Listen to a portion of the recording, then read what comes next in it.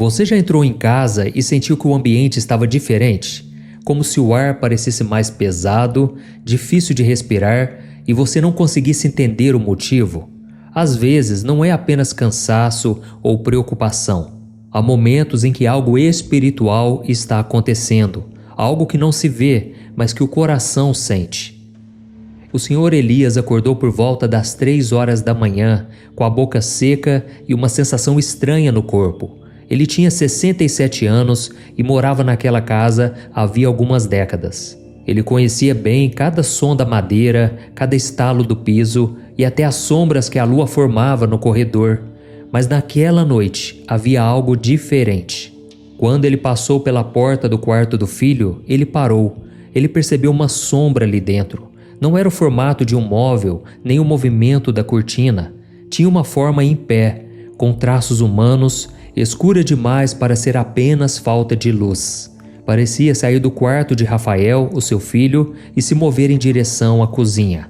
Elias ficou então imóvel, sentindo o coração bater mais forte, e quando ele piscou, a sombra desapareceu. O que Elias não sabia era que aquela sombra não tinha aparecido naquela noite. Na verdade, ela havia sido convidada sem que ninguém percebesse 3 meses antes. Naquele sábado, Rafael, o filho de 22 anos que estudava medicina na capital, fez uma de suas poucas visitas à casa dos pais. Ele estava cansado da viagem e assim que chegou, foi direto para o quarto. Largou a mochila no canto e começou a organizar alguns livros na estante. Eram volumes da faculdade, livros de anatomia, farmacologia e no meio deles havia um de capa preta, que um colega lhe emprestou, dizendo apenas que era muito interessante. Rafael não chegou a abrir o livro, ele deixou ele ali, esquecido, e alguns dias depois ele voltou para a cidade. E a presença que ficou para trás começou a se manifestar semanas depois, de um jeito quase imperceptível. No início, foi Marta quem percebeu a mudança. A casa, que sempre fora o lugar onde ela se sentia em paz, agora parecia diferente. O ar estava mais denso, como se algo invisível ocupasse o espaço. Ela passou a evitar o corredor que levava ao quarto de Rafael, principalmente durante a noite. O sono, que antes vinha fácil, começou a desaparecer. Marta acordava de madrugada, às 2 ou 3 horas, com o coração muito acelerado, tomado pela sensação de que alguém estava observando ela no escuro. O que mais assustava Marta não era apenas a sensação de algo estranho na casa, mas o que começava a acontecer entre ela e Elias. Em 42 anos de casamento, brigas quase nunca existiram, mas agora pareciam discutir por qualquer motivo. Uma panela mal lavada era suficiente para gerar silêncio e ressentimento. Elias, sempre mais racional, agora tentava encontrar uma explicação. Dizia que era o estresse, talvez a saudade do filho, mas Marta sabia, lá no fundo, que havia algo além disso. Na manhã seguinte àquela noite em que Elias viu aquela sombra, foi o comportamento de Rex que confirmou o que ela temia. O vira-lata, companheiro fiel havia 8 anos, sempre foi brincalhão e cheio de energia, mas naquele dia ele ficou encolhido dentro de sua casinha de madeira, olhando fixamente para o fundo do quintal, na direção do pé de goiabeira. Marta o chamou várias vezes, bateu palmas, tentou atrair sua atenção, mas ele não se moveu. Os olhos de Rex continuavam fixos em algo que ela não conseguia ver. Mais tarde, quando Elias contou o que havia presenciado e Marta falou sobre o comportamento do cachorro, os dois perceberam que já não podiam ignorar o que estava acontecendo. Sentaram-se à mesa da cozinha em silêncio por alguns instantes, até que Elias, com a voz baixa, admitiu algo que nunca pensou que diria. Ele disse que não sabia o que fazer e que desta vez não conseguiria lidar com aquilo sozinho. Naquela mesma tarde, Marta pegou o telefone. Quando o pastor Vicente atendeu, ela falou com dificuldade para conter a emoção. Pediu que ele fosse até a sua casa, dizendo que algo estava acontecendo e que eles precisavam de ajuda. O pastor chegou no fim daquela sexta-feira, acompanhado de um irmão da igreja, um homem reservado, conhecido pela vida de oração. Vicente tinha 55 anos e mais de 20 anos de ministério. E assim que ele se sentou na sala, ouviu atentamente tudo que Elias e Marta contaram, sem interromper nenhum momento. Quando eles terminaram, ele se levantou e disse com calma que eles iriam orar. Antes, porém, ele explicou que o papel dele não era resolver o problema por eles, mas ajudá-los a se fortalecer para enfrentarem a batalha espiritual que era deles. E de mãos dadas, então começaram a orar. Durante a oração, o pastor sentiu uma direção clara do Espírito Santo e pediu que fossem até o quarto de Rafael. Ao entrarem no corredor, Vicente percebeu o que Elias havia descrito. Uma presença escura se movia diante deles, saindo do quarto e indo em direção à cozinha. O pastor continuou orando em voz firme enquanto seguia aquela sombra. Quando chegaram ao quintal, a presença parou perto da goiabeira. Rex, ainda dentro da casinha, olhava fixamente para o mesmo ponto. E de volta à cozinha, o pastor se sentou em silêncio por alguns segundos. A sua expressão era séria, como quem tinha acabado de confirmar o que já desconfiava. E ele disse: Irmão Elias, irmã Marta, a boa notícia é que vocês não estão loucos. Existe sim uma presença maligna aqui. E a notícia difícil é que existe algo aqui nessa casa, um objeto na verdade, que está dando legalidade para que esse vulto permaneça nessa casa. Marta então levou a mão à sua boca muito assustada. Elias franziu a testa e ele disse: Mas pastor, nós não temos aqui em casa nada de idolatria. E o pastor respondeu com gentileza: Eu sei que não, mas existe algo oculto aqui e eu não sei o que é. Ele fez uma pausa. Marta então pensou em silêncio: se nem o pastor sabe, como nós vamos descobrir? E então o pastor Vicente abriu a sua Bíblia, já gasta pelo tempo, e ele leu em voz alta: Clama a mim e responder-te-ei, e anunciar-te-ei coisas grandes e ocultas que não sabes. E depois de fechar essa passagem de Jeremias 33, o versículo 3, ele fechou a Bíblia e disse: Deus sabe o que está acontecendo e Ele vai revelar a vocês. Mas a partir de hoje, a oração de vocês precisa mudar. Parem de ficar pedindo apenas que Deus tire o mal dessa casa. Peçam a Ele que revele o que está oculto. Digam assim: Senhor, mostra-nos a fonte. E então esperem com fé. E então, nos 5 dias seguintes, Elias e Marta criaram uma nova rotina. Todas as manhãs, às 6 horas, eles se ajoelhavam na sala para orar. As palavras eram sempre as mesmas: Senhor, existe algo na nossa casa que está dando brecha ao inimigo. Nós não sabemos o que é, mas Tu sabes, Senhor. Revela ao nosso coração, mostra aos nossos olhos o que está oculto. E no primeiro dia, nada aconteceu. No segundo também não. A oração continuava firme, a fé permanecia, mas a resposta não vinha. Marta varria a casa com mais força do que o necessário, tentando colocar para fora a ansiedade junto com a poeira. E Elias passava longos períodos no quintal, observando Rex, como se esperasse que o cachorro percebesse algo que ele não conseguia ver. À noite, o silêncio entre os dois era constante, e a dúvida sussurrava em seus pensamentos: e se Deus não responder? E se não formos dignos o suficiente? Elias segurou a mão dela com firmeza e ele respondeu: O pastor disse que Deus vai revelar para nós, e eu acredito nele. Vamos continuar, meu amor.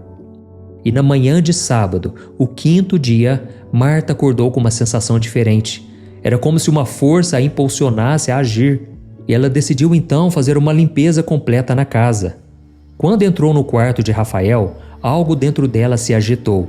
Os seus olhos se voltaram para a estante, e entre os muitos livros de medicina, havia um de capa escura, que parecia emitir uma energia estranha, como se não pertencesse àquele lugar.